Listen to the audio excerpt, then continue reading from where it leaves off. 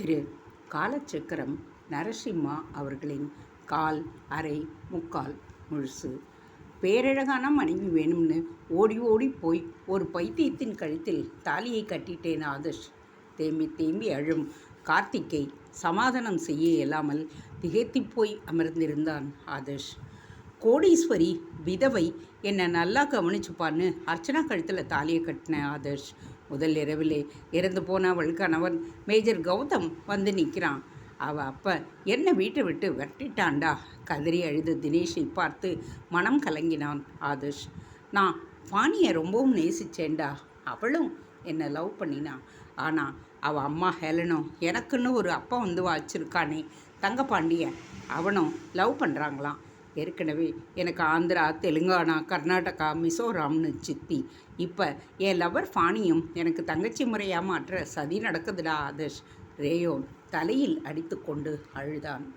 பெண்களை வெறுத்த கருப்பு அசுரர்களாகிய தங்களது நண்பர்கள் கண்களை திறந்து கொண்டே கிணற்றில் விழுந்துவிட்டதை எண்ணி வேதனைப்பட்டான் ஆதர்ஷ். அவர்கள் நொந்து கிடக்கும் போது சொல்லி காட்டுவதில் பயன் எதுவும் இல்லை. அவர்கள் தனியே கிடந்து அழட்டும்.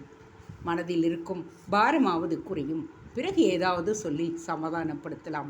ஆதர்ஷ் அமைதியாக எழுந்து லிஃப்டை நோக்கி சென்றான்.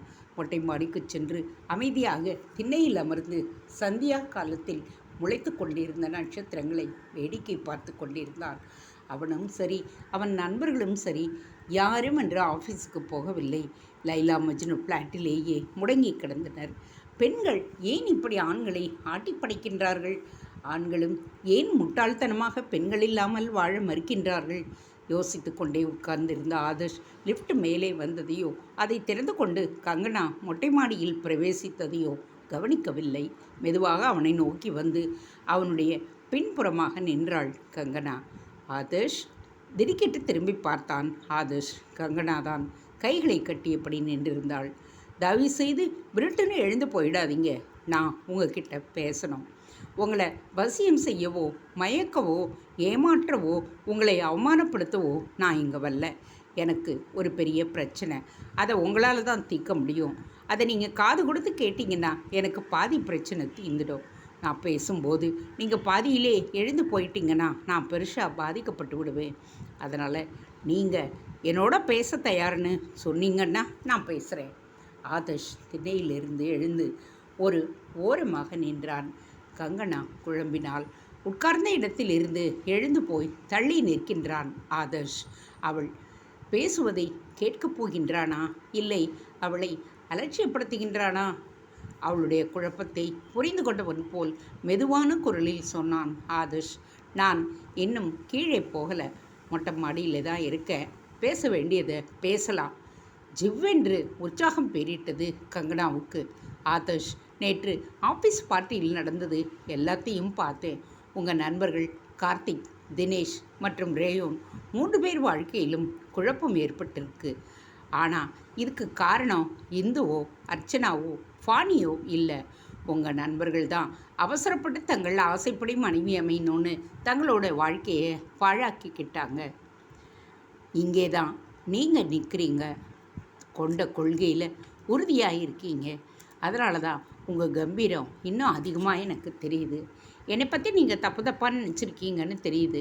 ஆனால் முதலாக நீங்கள் 4 பேரும் சென்னைக்கு வந்து லவர்ஸ் நெஸ்ட் வீட்டுக்கு வந்து லிஃப்ட்டில் கால் வைக்கிறதுக்கு முன்னாடியே என்னோடய மனசில் கால் வச்சிட்டீங்க. லிஃப்ட்டில் உயர போகிறதுக்கு முன்னாடியே நீங்கள் என்னோடய மனசில் உயர ஆரம்பிச்சிட்டிங்க. உங்களை கண்டதும் காதலிக்க ஆரம்பிச்சிட்டேன். நான் உங்களை நெருங்கி வர நீங்கள் விலகி போய்கிட்டே இருக்கீங்க. ஆனால் உடல் வேறு, ஆண் உடல் வேறு, பெண் உடல் வேறுன்னு நினைக்கிறச்சு தான் வேதங்கள், ஈகோ, சாவனிசம் எல்லாமே தோணுது. எல்லாம் இந்த உலகம் இயற்கையாக்கா கடவுள் படைத்த சிஸ்டம்னு நினைக்கிறவனா?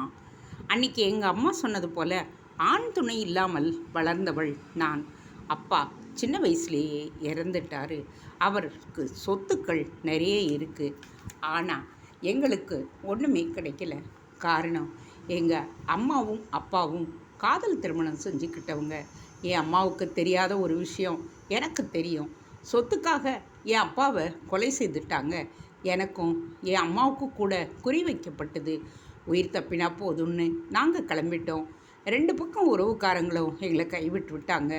அம்மா பாட்டு கிளாஸ் நடத்தி தான் என்னை படிக்க வச்சு ஆளாக்கினாங்க. சின்ன வயசில் இருந்த ஒரு பயத்தோடு தான் நான் வாழ்ந்து வரேன். ஆதர்ஷ், எப்போ வேணும்னாலும் நானும் என் அம்மாவும் கொலை செய்யப்படலாம் என்கின்ற பயத்தில் தான் மைசூரில் வாழ்ந்தேன். இங்கே உங்களை பார்த்த உடனே நீங்கள் இருக்கிற அதே பில்டிங்கில் நானும் இருக்கேன்னு நினைக்கிறச்சே மனசில் ஒரு பாதுகாப்பு எண்ணமும் நிம்மதியும் உண்டாகுது. You are my man. மனசு திறந்து சொல்கிறேன் ஆதர்ஷ், ஐ லவ் யூ. நீங்கள் என்ன காதலை ஏற்றிக்கிட்டா சந்தோஷப்படுவேன். ஆனால் நீங்கள் ஏற்றுக்கலைன்னா நான் உங்கள் நண்பர்களைப் போல மனதுடைஞ்சு போக மாட்டேன். என் லைஃப் வில் கோ ஆன். என் அம்மா கிட்ட கூட நான் என் மனசை திறந்து பேசினதே கிடையாது. முதல் முறையாக நானாக ஒருத்தர்கிட்ட மனசு திறந்து பேசுகிறேன். நான் உங்கள் மனதளவில் வாழத் தொடங்கிவிட்டேன். பிறகு உங்கள் இஷ்டம். கங்கனா திரும்பி போக மெதுவாக திரும்பி அவள் போன திக்கையை திகைத்து போய் வெறித்து கொண்டிருந்தான் ஆதர்ஷ். நண்பர்களை விழுங்கிய பெண் என்னும் மாய பிசாசு இதோ கங்கனா ரூபத்தில் இப்பொழுது இவனுக்கும் வலை விரிக்கின்றது. அதில் சிக்காமல் இருக்க வேண்டும். அவன் மனது எச்சரித்தது. நண்பர்கள் 3 பேரைப் போல் அவன் ஏமாறப் போவதில்லை. இருந்தாலும் அவள் பேசிய போது சொன்ன ஒரு விஷயம் அவன் மனதை உறுத்தி கொண்டே இருந்தது. மாமி, இந்து உங்கள் பெண்ணுன்னு நினச்சிக்கிட்டு இருக்கேன். ஆனால் அவள் நீதிபதி ராமசுந்தர் மகள்னு ஏன் என்கிட்ட சொல்லலை? யார்கிட்டையும் சொல்லக்கூடாதுன்னு அவர் போட்டது உத்தரவு.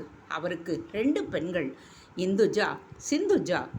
ஒரு பையன் சரண்னு. இந்துஜா சூட்டிகையான பெண். ஆனால் எங்கோ ஸ்கூல் உல்லாச பயணம் கொடைக்கானலில் எதையோ பார்த்து பயந்துட்டு அவளுக்கு சித்தப்பிரமை பிடிச்சி போச்சு. எவ்வளவோ வைத்தியம் பார்த்தார், ஒன்றும் நடக்கலை. இந்துவோட வன்முறை அதிகமாக போயிடுச்சு.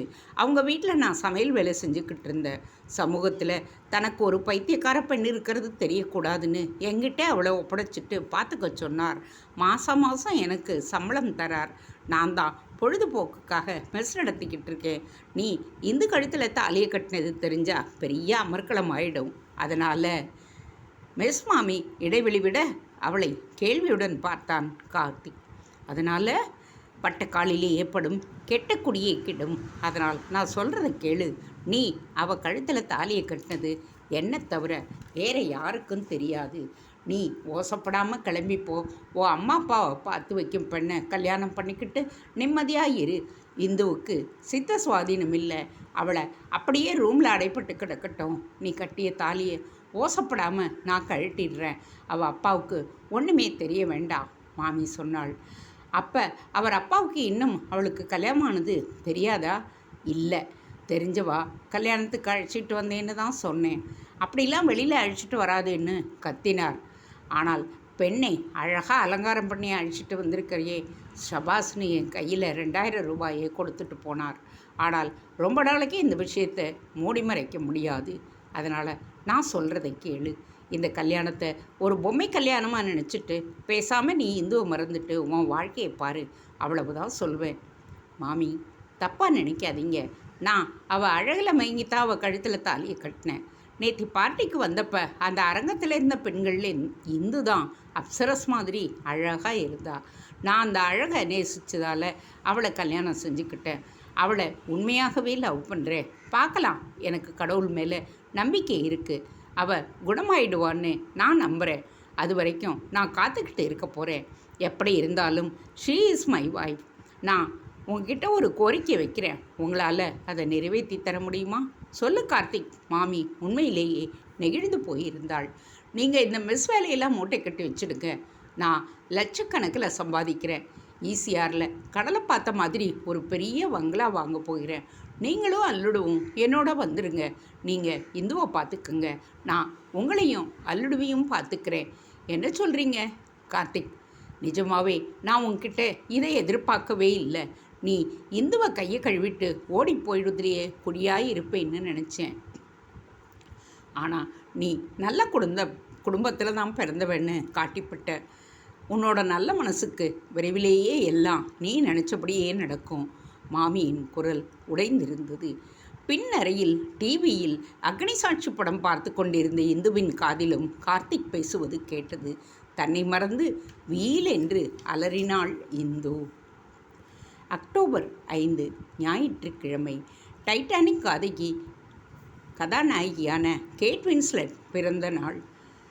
லவோஸ் நெஸ்ட் முதல் மாடி அம்பிகாபதி அமராவதி பிளாட் சிறப்பாக அலங்கரிக்கப்பட்டிருந்தது. உள்ளே செலின் டயோனின் பாட்டு ஒலித்து கொண்டிருந்தது. Every night in my dream I see you, I feel you, that is how I know you go on. உடன் பாடியபடியே மாத்ருபூதம் கேட் வின்ஸ்லெட் பிறந்த நாளுக்காக தான் தயாரித்திருந்த சுட சுட ஜவ்வரிசி பாயசத்தை கேட் வின்ஸ்லெட் படத்திற்கு முன்வைத்து நைவேத்தியம் செய்து கொண்டிருந்தார். அப்பொழுது சரியாக அவர் பிளாட் காலிங் பெல் யாரோ அழுத்தினார்கள். யார் அது? பூஜையை செய்துக்கிட்டு இருக்கேன், கொஞ்சம் வெயிட் பண்ணுங்க என்று ஹாலில் உள்ள நடிகைகளின் படங்களுக்கு ஊதுபத்தி கற்பூரம் காட்டிவிட்டு மெதுவாக சென்று கதவை திறந்தார். வெளியே ஒரு பெண் நின்றிருந்தாள். பாபு, இக்கட நான் கொடுக்க ரோயன் இன்டி எக்கட உந்தி சிக்கென்று அதே சமயம் ஆஜானுபாகமாக இருந்தாள் அந்த தெலுங்குக்கார பெண். ஆந்திரா ஸ்டைலில் சேலை உடுத்தி தலையை முக்காடு போட்டு இருந்தாள். நீ எவருமா? தனக்கு தெரிந்த தெலுங்கில் கேட்டார் மாத்ருபூதம். நேனு ரேவம்மா. రేయోన్ బాబు ఉన్నాడు కదా అడాని చిన్నదల్లి నా రేవమ్మ రేయోనిన్ చిత్తి థర్డ్ ప్లేయర్ వేళமா అక్కడ ఉంది மாத்ருபூதம் சமாளித்தார். ட்ரினிட்டி டிவிக்கு கட்டடத்தை லீஸில் விட்டாலும் விட்டார். விதவிதமாக அவர் லவர்ஸ் நெஸ்ட்டுக்கு பெண்கள் வருகிறார்கள். வாழ்க ட்ரினிட்டி டிவி மனதிற்குள் குதூகலப்படுத்தார் மாத்ருபூதம். ரேவம்மா லைலா மஜ்னு பிளாட் பெல்லை அழுத்த நல்ல வேளையாக ரேயோன் அப்பொழுது வீட்டில்தான் இருந்தான். ரேயோன் கதவை திறக்க அவனை பார்த்ததும் ரேவம்மா தாவி சென்று அவனை கட்டி உச்சி மோர்ந்தாள். நீ பங்காரு கொடுக்கு எல்லாம் உண்ணவு. ரேவம்மாவின் உறுதியான பிடியில் சிக்கி திணறினான் ரேயோன். கொடுக்கா? தேள் எங்கேடா? தனது ஷூ ஒன்றை ஓங்கியபடியே ஓடி வந்தான் கார்த்திக். ரேவம்மாவின் கத்தலான பேச்சை கேட்டு தினேஷ், ஆதர்ஷ் இருவரும் ஷர்ட்டுடன் அப்படியே ஹாலுக்கு வந்தனர். రౌడీ పిల్లలు మీ ఇంటలా ఉంటతానికి నువ్వు ఎవరు అనుమతిస్తున్నారు? ரவுடி பையன்களை வீட்டில் தங்குவதற்கு ஏன் நீ அனுமதிக்கிறே? ரேவம்மா கேட்டாள். நான் சொல்லலை, எங்கள் அப்பா தங்கப்பாண்டியன் ஒரு மெடிக்கல் ரெப்ரசன்டேட்டிவ். எந்த மாநிலத்துக்கு போனாலும் ஒரு சித்தியை செட்டப் பண்ணிடுவான். இது ஆந்திரா சித்தி. బాబు నా కేదారి తెలంగాణలో ఉత్తి బంగారు పాండియన్ గారు అమ్మేను కూడా పెళ్ళి చేసుకున్నాడు. அம்மா பேர் செஞ்சம்மா. என் தங்கை தெலுங்கானாவில் இருக்கா. அவளையும் தங்கப்பாண்டியன் கல்யாணம் பண்ணிக்கிட்டு இருக்காரு. எதுக்கு நீ இங்கே வந்த? ரேயோன் அலறினான். నాను నన్ను మోసం చేసి ఒక్క మిస్సియమ్మ స్త్రీలు పెళ్ళి చేస్తాను. నాకు న్యాయం కావాలి. உங்கள் அப்பந்தான் என்னை ஏமாற்றிட்டு ஒரு ஆங்கிலம் இந்த பண்ணிய கல்யாணம் செய்துக்க பார்க்குறான். எனக்கு நியாயம் வேணும். ரேவம்மா அலறினாள்.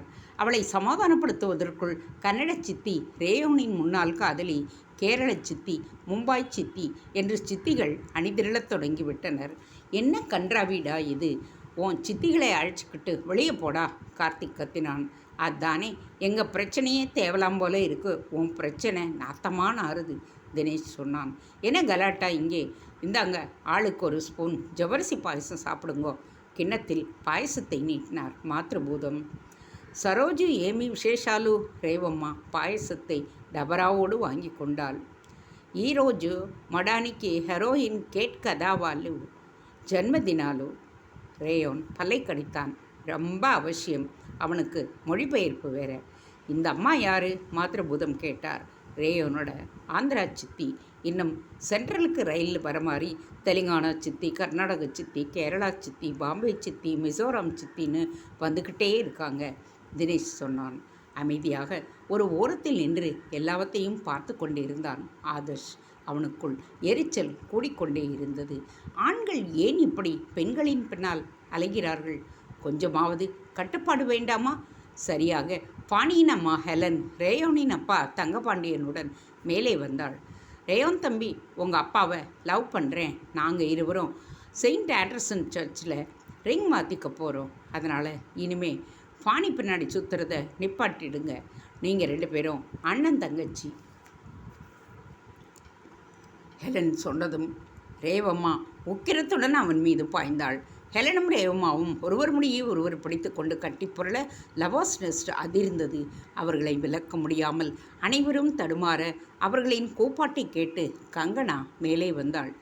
என்ன இது அசிங்கம்? பிள்ளைகள் வாழ வேண்டிய காலத்தில் அவங்கள பற்றி கொஞ்சம் கூட சிந்திக்காம இப்படியா மேலே மேலே கல்யாணம் செஞ்சுக்கிட்டு இருப்பீங்க?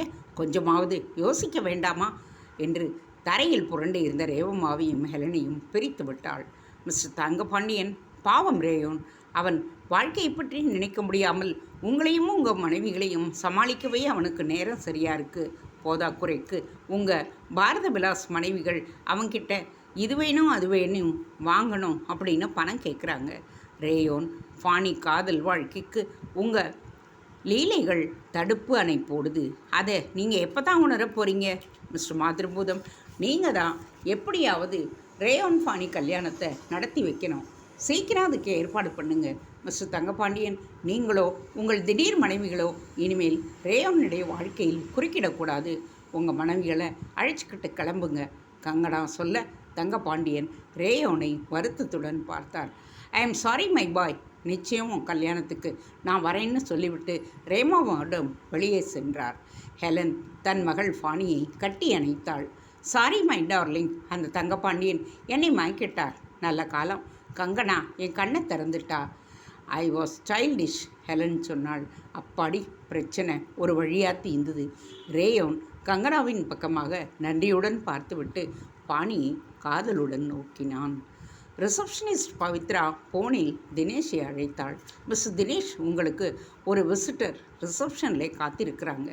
தினேஷ் எடிட்டிங் ரூமிலிருந்து வெளியேறி கீழே ஃப்ளோரில் வரவேற்பு ஹாலை அடைந்தாள். சோஃபா ஒன்றில் கால் மேல் கால் போட்டுக்கொண்டு செல்ஃபோனை நோண்டியபடியே உட்கார்ந்திருந்தாள் அர்ச்சனா. அன்று திருமண வரவேற்பில் பாதியில் ஓடிச் சென்றவனை அதற்கு பிறகு இப்போதுதான் பார்க்கின்றான் தினேஷ். அவள் முன்பாக அமைதியாக போய் நின்றான். சட்டென்று நிமிர்ந்து அவனை பார்த்தவளின் கண்களில் வருத்தம். தினேஷ், உன்கிட்ட முக்கியமாக ஒரு விஷயத்தை பற்றி பேசணும். கொஞ்சம் காஃபி ஷாப் வர்றியா? அர்ச்சனா கேட்டாள். காஃபி ஷாப் எல்லாம் வேணாம், நீ என்னை கழட்டி விட போகிற விஷயம் அவ்வளோதானே, அதை இங்கேயே சொல்லிட்டு கிளம்பிப்போ. நான் எல்லா ஏமாற்றங்களுக்கும் பழகிட்டேன். ஆதர்ஷ் சொன்னதை கேட்டு கல்யாணம் காதல்னு அலையாமல் இருந்திருந்தேன்னா எனக்கு இந்த கதி ஏற்பட்டிருக்காது. மனம் வெதும்பி போய் சொன்னான் தினேஷ். அவசரப்படாத தினேஷ், நான் பேச வந்த விஷயமே வேற. ப்ளீஸ் என்னோட காஃபி ஷாப் வாயேன். நானாக சொல்ல போகிற விஷயத்தை இங்கே பேச முடியாது. அர்ச்சனா சொல்ல ரிசப்ஷனிஸ்ட் பவித்ராவிடம் சொல்லிவிட்டு அர்ச்சனாவுடன் காஃபி டே ஷாப்புக்கு சென்றான். காஃபி ஷாப்பில் அடியோடு கூட்டமில்லை. ஒரு மூலையாக பார்த்து இருவரும் உட்கார்ந்து கொண்டார்கள். மேலே இருந்து ஊசலாடிய விளக்கு அவர்கள் இருவருக்கு மட்டும் ஒளியை பாய்ச்சியது. சுற்றிலும் அந்த பகல் நேரத்திலேயே இருள் தாண்டவமாடியது. எனக்கு எடிட்டிங் வேலை இருக்குது, சீக்கிரம் சொல்ல வந்ததை சொல்லு, தினேஷ் சொன்னான். தினேஷ் யோசிச்சு பார்த்தேன். மேஜர் கௌதம் ஒரு தட்டில், நீ ஒரு தட்டில், என் மனசு தராசில் உங்கள் 2 பேரையும் வச்சு ராத்திரியெல்லாம் எடை போட்டுக்கிட்டு இருந்தேன். அர்ச்சனா சொன்னாள். நாங்கள் என்ன உனக்கு மளிகை கடை பலசருக்கு சாமானா? தனக்குள் கேட்டுக்கொண்டார் தினேஷ். என்னோட நியாயத்தராசு இன்னைக்கு காலையில் தான் ஒரு நிலைக்கு வந்தது. யோசித்து பார்த்ததில் மேஜர் கௌதமை காட்டிலும் உன்னைத்தான் நான் அதிகம் காதலிக்கிறேன்னு தோணுச்சு. வாழ்ந்தால் இனி உன்னோட தான் வாழணும்னு நான் தீர்மானிச்சிட்டேன். வியப்புடன் அவனை பார்த்தாள் தினேஷ். அப்போ திரும்பி வந்த மேஜரோட கதி? நல்ல கேள்வி. ஆனால் எங்கள் அப்பா பிடிவாதக்காரர். அவர் மேஜர் கௌதம் கூட தான் நான் வாழணும்னு அடித்து சொல்கிறார். கௌதமும் அவளை ஈஸியாக என்னை விட்டுடுவான்னு எனக்கு தோணலை. அவளை விட்டு பிரிஞ்சிட்டு உங்ககிட்ட நான் வரணும்னா அதுக்கு ஒரே ஒரு வழி தான் இருக்குது, அர்ச்சனா சொன்னாள். என்ன வழி? அவளை ஆவலுடன் பார்த்தான் தினேஷ். எனக்கு உன்னோட தான் வாழணும்னு ஆசையாக இருக்குது. அதுக்கு நாம் ஒரு துணிச்சலான காரியம் செய்யணும். மேஜர் கௌதமை நீ தீர்த்து கட்டிடணும். இனி அவன் என் வாழ்க்கையில் குறுக்கிடவே கூடாது. எனக்காக நீ இதை செஞ்சினா அப்புறம் காலமெல்லாம் நாம் ஜாலியாக வாழலாம். அர்ச்சனா அவன் முகத்தை எச்சரிக்கையுடன் பார்த்தபடியே சொன்னாள். தினேஷ் அதிர்ந்து போய் உட்கார்ந்திருந்தான். ஆதர்ஷ் சொல்வதுதான் சரி. பெண்கள் சுயநலத்துக்காக கொலை செய்யக்கூட அஞ்ச மாட்டார்கள். எவ்வளவு துணிச்சல் இருந்தால் அவளிடமே தன் முதல் கணவனை கொலை செய்ய சொல்லுவாள். அவளுக்கு என்ன? அவள் அப்பா துணை போலீஸ் கமிஷனர். மேஜரை கொலை செய்த குற்றத்திற்காக அவனை கைது செய்து விடுவார். அர்ச்சனா மூன்றாவதாக ஒரு நல்ல பையனை பார்த்து ஐ லவ் யூ என்று சொல்வாள். ஆண் தேளும் பெண் தேளும் உறவு கொள்ளுமாம். பிறகு பெண் தேள் ஆண் தேளை கொன்று விடுமாம். அதுபோல் அவர்களை காதலித்த குற்றத்திற்காக உயிருடன் சித்திரவதை செய்து பெண்கள் கொள்வார்கள். ஆதர்ஷின் கொள்கைகள்தான் நிரந்தர பாதுகாப்பு. மீண்டும் கருப்பு அசுரர்கள் அமைப்பில் சேர்ந்து காலமெல்லாம் பிரம்மச்சாரியாக இருக்க வேண்டியதுதான். தன் இரு கைகளையும் தலைமேல் குவித்து அவள் பக்கமாக உயர்த்தினான் தினேஷ். அம்மா பரதேவதை, நாளைக்கு நான் செத்தா கூட எனக்கு பால் ஊத்த ஆள் கிடையாது. ஏதோ என் வயிற்று பிழைப்புக்காக மற்றவர்களில் மேனிப்புலேட் செய்து வாழ்ந்துக்கிட்டு வரேன். என்ன கொலகாரனா ஆக்கிடாத. நீ எனக்கு அவ்வளவு முக்கியம் இல்லைன்னு இப்போ எனக்கு தோணுது. ஒரு கொலையை செஞ்சு உன்னோட வாழணும்னு எனக்கு தலையெழுத்தில்லை. எனக்கு நீ வேண்டாம். என்னை கேட்டால் லவ்வுங்கிறது ஒரு மின்மினி பூச்சி. அதோட வாழ்க்கை ஒரு நாள் தான் பார்ப்பதற்கு ஜொலிக்கும். ஆனால் தோன்றிய அடுத்த நிமிஷமே காணாமல் போய்விடும். முடிந்தால் உன்னோட புருஷன் மேஜர் கௌதம் கூட நல்லபடியாக கொடுத்தனம் நடத்தி வாழப்பாரு. எனக்கு லைலா மஜ்னு ஃப்ளாட்டும் ஆதர்ஷும் இருந்தால் போகிறோம். குட்பை அர்ச்சனா, இதுதான் நம்மளோட கடைசி சந்திப்பு என்றவன் விடுவிடுவென ஆஃபீஸை நோக்கி நடந்தான். அவன் போவதை வெறித்து பார்த்து கொண்டிருந்த அர்ச்சனாவின் உதட்டில் புன்னகை அரும்பியது. Congratulations Adarsh, you have done it. நம்ம எதிரி யுரேனஸ் டிவியை காட்டிலும் நம்ம வியூவர்ஷிப் அதிகம்னு சர்வே சொல்லுது. உன்னோட ஹார்ட் ஒர்க்கில் அதுதான் சாத்தியமாகியிருக்கு. சேர்மன் பிரதீப் நஞ்சுண்டன் ஆதர்ஷின் கையை பற்றி குலுக்கினான். அதற்கு காரணம் என்னோட ஒர்க்கு தான்னு தெரியாது.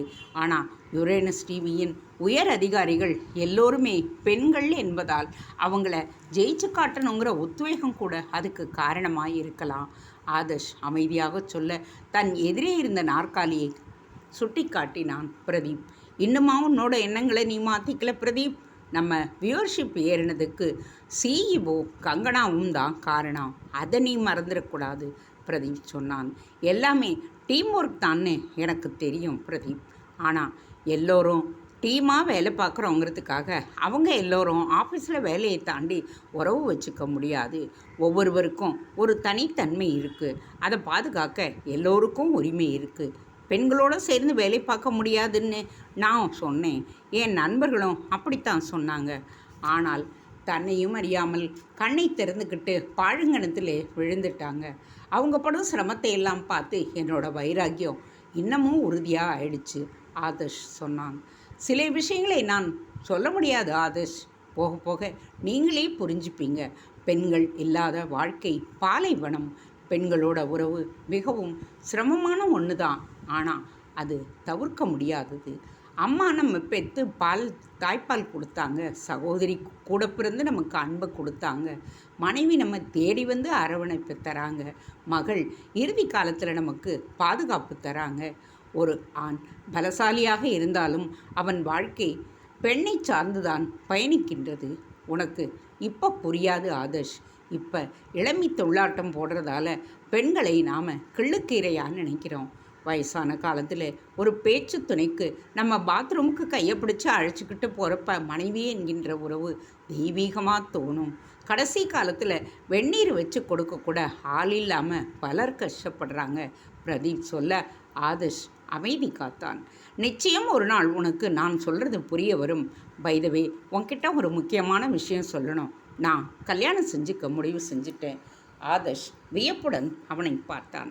நான் உங்கள் ரூமுக்குள்ளே நுழையிறச்சே நீங்கள் எனக்கு கொடுத்த கங்க்ராச்சுலேஷன்ஸை நான் திருப்பி கொடுக்குறேன் சார் ஆதர்ஷ் சொல்ல அவன் தனது இமைகளின் உடை ஆழமாக பார்த்தான் பிரதீப். பெண் யாருன்னு கேட்க மாட்டியா ஆதர்ஷ்? சொல்லுங்க. ஏன் மனசுக்கு இனியவள் வேறு யாரு? கங்கனா தான். அவளோட அமைதியான குணம், சாமர்த்தியம் எல்லாமே என்னை கவர்ந்துடுச்சு. இன்னும் அவகிட்ட நான் என் மனசை திறந்து காட்டலை. கல்யாண விஷயத்தில் உன்னை யோசனை கேட்டுட்டு பிறகு அவள்கிட்ட ப்ரப்போஸ் செஞ்சுக்கலாம்னு ஒரு எண்ணம் பிரதீப் சொல்ல அவனை பார்த்து சிரித்தான் ஆதர்ஷ். சார், யோசனை கேட்க நான் தவறான ஆள். எனக்கு கல்யாணமும் பிடிக்காது, கங்கனாவும் பிடிக்காது. அவளை என் எதிரியாகத்தான் நான் நினச்சிக்கிட்டு இருக்கேன். நீங்கள் என் கருத்தை கேட்குறதா இருந்தா கங்கனா உங்களுக்கு சரியான ஜோடி இல்லைன்னு தான் சொல்லுவேன். அவள் பக்கத்தில் எந்த ஆண் நின்றாலும் அவன் சிறிய கோடா போயிடுவான். கங்கனா தான் பெரிய கோடா நிற்பா. பட் உங்கள் மனசுக்கு அவள் இனியவள்னு நீங்கள் சொல்கிறப்ப நான் யார் கருத்து சொல்ல? உங்கள் இஷ்டம், ஆதர்ஷ் சொன்னான். அன்றொரு நாள் மொட்டை மாடியில் அவனிடம் வந்து ஐ லவ் யூ சொன்ன கங்கனாவின் குரல் காதில் ஒலித்தது. இதோ அவளுடைய உண்மையான முகம் ஆதர்ஷுக்கு தெரிந்துவிடும். தான் பணக்காரன் என்பது தெரிந்து கங்கனா தன்னிடம் ஐ லவ் யூ சொன்னதாக அவன் நினைத்திருந்தான் ஆதர்ஷ். ஆனால் அவனை விட பணக்காரனாகிய பிரதீப் நஞ்சுண்டன் அவளிடம் தன் காதலை சொல்லப் போகின்றான். நிச்சயம் கங்கனா பிரதீப்பை திருமணம் செய்து கொள்ள சம்மதிப்பாள். பணம், அதிகாரம், பதவி எல்லாமே பிரதீப்பை மணப்பதனால் கிடைக்குமே. மிஸ்டர் பிரதீப், நீங்கள் கங்கனாவை கல்யாணம் செய்து கொண்ட அடுத்த கணம் நான் என் வேலையை ராஜினாமா செய்துவிட்டு போய்விடுவேன். காரணம், அவள் முதலாளி ஆகிவிட்டாள். என் மீது வன்மத்துடன் நடந்து கொள்வாள். என்னை பழிவாங்கும் வேலைகளில் ஈடுபடுவாள். மனதிற்குள் சொன்ன ஆதர்ஷ் பிரதீப்பை நோக்கி தலையை அசைத்துவிட்டு தன்னுடைய அறைக்குச் சென்றான். நவம்பர் 13. அந்த நாளை ஆதர்ஷால் எப்படி மறக்க முடியும்? அப்பா ராமசாமியும் அம்மா கோகிலாவும் நண்பர் ஒருவரின் மகன் திருமணத்திற்கு போகும்போது லாரி மோதி இறந்த தினம் அன்றுதான். அப்பாவின் அண்ணியே சொத்துக்கு ஆசைப்பட்டு அவர் கார் பிரேக்குடன் விளையாடிய தினம். அவன் அனாதையாக மாறிய தினம். நவம்பர் 13 அன்று பச்சை தண்ணீரை மட்டும் குடித்துவிட்டு இறந்த பெற்றோர் நினைவாக விரதம் இருப்பான். அவனால் செய்ய முடிந்தது அதுதான். அப்பா அம்மாவுக்கு திதி வைக்க எல்லாம் நிறைய சட்டத்திட்டங்கள் உண்டு. அதெல்லாம் அவனுக்கு தெரியாது. தலைக்கு குளித்துவிட்டு வேட்டி மேல் துண்டு அணிந்து நெற்றியில் திருநீற்றை வைத்துக்கொண்டு மொட்டை மாடியை நோக்கி சென்றான். அவன் மொட்டை மாடிக்கு போன போது அங்கே கங்கனாவின் அம்மா ரேணுகா துவைத்த துணிகளை உலர்த்தி கொண்டிருந்தாள். அவளை லட்சியம் செய்யாமல் கிழக்கு நோக்கி உட்கார்ந்தவன் ஒரு முறை சூரியனை பார்த்துவிட்டு அப்பா அம்மாவை மனதில் உருவப்படுத்தி கொண்டு தியானத்தில் இறங்கினான். அவன் கண்களை மூடி அமர்ந்திருப்பதை வியப்புடன் பார்த்து கொண்டிருந்தாள் ரேணுகா. மொட்டை மாடியில் இருந்த லிஃப்ட் பகுதிக்கு சென்ற பொழுது சரியாக மேலே வந்த லிஃப்டிலிருந்து வெளியே வந்தான் கார்த்திக். கையில் இருந்த பக்கெட்டில் உலர்த்துவதற்காக அவன் கொண்டு வந்த துணிகள் இருந்தன. இன்னைக்கு என்னப்பா விசேஷம்? ஆதர்ஷ் வேட்டி கட்டி பார்த்ததில்லை. மொட்டை மாடியில் தியானம் செய்கிறான், ரேணுகா கேட்டாள். ஆதர்ஷோட அப்பா அம்மா கார் விபத்தில் இறந்து போன நாள் இன்னைக்கு. அதனால்தான் தியானம் செய்கிறான், கார்த்திக் சொன்னான். அவங்க அப்பா அம்மா பேர் என்ன? ரேணுகாவுக்கு மனதில் பொறி தட்டியது. அப்பா ராமசாமி கவுண்டர், அம்மா பெயர் கோகிலா. கோயம்புத்தூரில் பெரிய பிஸ்னஸ் மேக்னெட், ஏராளமான சொத்து. ஆதர்ஷின் தாத்தா சின்னசாமி கவுண்டர் தான் திருப்பூரில் குறிச்சி காட்டன் மில்ஸோட உரிமையாளர். கார்த்திக் தொடர்ந்து நடக்க ரேணுகா அதிர்ச்சியுடன் லெஃப்ட்டுக்குள் நுழைந்தாள். மொட்டை மாடியில் நீண்ட நேர தியானத்தை முடித்துவிட்டு தன் அப்பா அம்மாவின் போட்டோவை வணங்குவதற்காக தன் அறைக்கு சென்ற ஆதர்ஷுக்கு அதிர்ச்சி காத்திருந்தது. அறையின் மேஜை மேல் அவன் வைத்திருந்த அப்பா அம்மாவின் போட்டோ காணவில்லை. இங்கே வச்சிருந்த என் அப்பா அம்மாவின் ஃபோட்டோ எங்கேடா? தினேஷை கேட்க அவன் விழித்தான். எனக்கு தெரியாதே, நான் ரூமில் குளிச்சுக்கிட்டு இருந்தேன். ரேயோன் மகாபலிபுரத்துக்கு போயிருக்கிறான். கார்த்திக் துணியை காய வைக்க மொட்டை மாடிக்கு போயிருக்கான், தினேஷ் சொன்னான். ஆதர்ஷ் குழப்பத்துடன் வெறுமையாக காணப்பட்ட மேஜையை வரித்து கொண்டிருந்த பொழுது அவன் ஐஃபோன் ஒலித்தது. காலர் ஐடியில் புதிய நம்பர். ஆதர்ஷ், நான் தான் கங்கனாவின் அம்மா ரேணுகா பேசுகிறேன். கொஞ்சம் என் ஃப்ளாட்டுக்கு வரியா? ரேணுகா கேட்க சுள்ளென்று கோபம் வந்தது. நிச்சயம் தன் மகள் கங்கனாவை திருமணம் செய்து கொள் என்று மூளைச்சலவி செய்யத்தான் கங்கனாவின் அம்மா அவனை அழைக்கிறாள். அன்று அவனுக்கு வேதனையான தினம் என்பதை அவள் எப்படி அறிவாள்? தப்பாக எடுக்காதீங்கம்மா, இன்றைக்கி நான் எங்கேயும் போக மாட்டேன், எதுவும் சாப்பிட மாட்டேன். அவனுடைய குரல் காட்டத்துடன் ஒலித்தது. தெரியும்ப்பா, இன்றைக்கி கோகிலாக்கா ராமசாமி அண்ணா மறைந்த தினம். அவங்களுக்கு திதின்னு தெரியும். அது விஷயமாத்தான் உன்னை நான் வர சொல்கிறேன், ரேணுகா சொல்ல ஆதர்ஷ் அதிர்ந்தான். இது என்ன புதுக்கதை? கங்கனாவின் அம்மாவுக்கு எப்படி அவனுடைய அம்மா அப்பாவை தெரியும்? அவனையும் அறியாமல் அவனுடைய கால்கள் கீழிருந்த ரோமியோ ஜூலியட் ஃப்ளாட்டை நோக்கி சென்றன. அவர்களின் ஃப்ளாட் கதவு திறந்துதானே இருந்தது. ரேணுகாவும் கங்கனாவும் ஒரு பக்கமாக நின்றிருந்தனர். ஆதர்ஷின் அப்பா அம்மாவின் புகைப்படம் ஒரு மனையில் வைக்கப்பட்டு மலர்களால் அலங்கரிக்கப்பட்டிருந்தது. எதிரே இலைகளில் அரிசி, எள், வாழைக்காய்கள், வெண்கல பானையில் பொங்கல், பழவகைகள் எல்லாம் வைக்கப்பட்டிருக்க எதிரே ஒரு புரோகிதர் உட்கார்ந்து கொண்டிருந்தார். ஆதர்ஷ் உட்கார்ந்து திதி கொடுப்பதற்காக ஒரு மனையும் போடப்பட்டிருந்தது. சாரி ஆதர்ஷ், உங்களுக்கு தெரியாமல் உங்கள் ரூமுக்கு வந்து உங்கள் அப்பா அம்மா ஃபோட்டோவை எடுத்துக்கிட்டு வந்தேன். என்ன நடக்குது இங்கே? கிசுகிசுத்த குரலில் கேட்டான் ஆதர்ஷ். உட்கார்ந்து உங்கள் தகப்பனார் மாதாவுக்கு திதி கொடுங்கோ, புரோகிதர் சொன்னார். உனக்கு ஆச்சரியமாயிருக்கும் ஆதர்ஷ், எல்லா கதையும் நான் சொல்கிறேன். முதல்லும் ஆக வேண்டியதை பார், ரேணுகா சொல்ல தன்னையும் அறியாமல் மனையில் அமர்ந்த ஆதர்ஷ் ஐயர் சொல்வதை கேட்கத் தொடங்கினான். வெகு நாட்களாகவே ஆதர்ஷுக்கு தன் பெற்றோருக்கு முறைப்படி திதி கொடுக்க வேண்டும் என்கின்ற ஆசை இருந்தது. ஆனால் அதை எப்படி செய்வது என்று சொல்லித்தர வீட்டில் பெரியவர்கள் இல்லை. தனியாக பங்களாவில் வாழ்கிறான். முதல் முறையாக இன்றுதான் அவர்களுக்கு வருடாந்திர திதி கொடுக்கின்றான். ஆனால் கங்கனாவின் அம்மா ரேணுகாவும் எப்படி அவர்களுக்கு திதி என்று தெரியும்? திதி கொடுத்து ஐயர் புறப்பட்ட அவருக்கு தட்சிணையும் கொடுத்தான். ரொம்ப நன்றி, நான் உங்களை நமஸ்காரம் செய்கிறேன். ஆதர்ஷ் ரேணுகாவின் காலில் விழுந்து வணங்கினான். நல்லா இருப்பா, ரேணுகா வாழ்த்தினாள். நான் வர்றேம்மா. ஆதர்ஷ் கிளம்ப ரேணுகா தடுத்தாள். என்ன இது, திதி கொடுத்துட்டு சாப்பிடாம போனா எப்படி? உங்கள் அப்பாவுக்கு அம்மாவுக்கு படைக்க தனியாக திதி சமையல் செஞ்சு வச்சுருக்கேன், அதை நீதானே சாப்பிடணும் என்றபடி இலையை போட்டாள். அம்மா, எங்கள் அப்பா அம்மா திதி அன்னைக்கு நான் எதுவுமே சாப்பிட மாட்டேன். ஆதர்ஷ் தயங்கினான். இவ்வளவு நாள் நீ திதி கொடுக்கல, அதனால் விரதம் இருந்த. இப்போ முறைப்படி நீ திதி கொடுக்க ஆரம்பிச்சிட்டதால நீ சாப்பிடணும். அதனால தான் நான் திதி சமையல் செஞ்ச. முதல்ல உட்காந்து சாப்பிடு என்றவள் தானே அவனுக்கு உணவை பரிமாறினாள். நான் ஆஃபீஸுக்கு போயிட்டு வரேம்மா. கங்கனா அவனை திரும்பி பார்க்காமல் தாயிடம் விடைபெற்று கொண்டு வெளியேறினாள். என் அப்பா அம்மாவை உங்களுக்கு எப்படி தெரியும்? நான் உங்கள் அப்பாவுக்கு அத்தை பெண். உங்கள் தாத்தா குறிஞ்சி காட்டன் மிஸ்ஸஸ் அதிபர் சின்னசாமி. உன் அப்பா ராமசாமி கவுண்டருக்கு மட்டும் அப்பா இல்லை, என் அம்மா செண்பகத்துக்கும் அவர் தான் அப்பா. திருப்பூர், பொள்ளாச்சி, உடுமலைப்பேட்டைன்னு தாத்தாவுக்கு நிறைய சொத்துக்கள். உங்கள் அப்பா ராமசாமியின் அண்ணன் கோவிந்தசாமிக்கு கல்யாணம் நடக்கிற வரைக்கும் எல்லாம் நல்லா தான் போய்கிட்டு இருந்தது.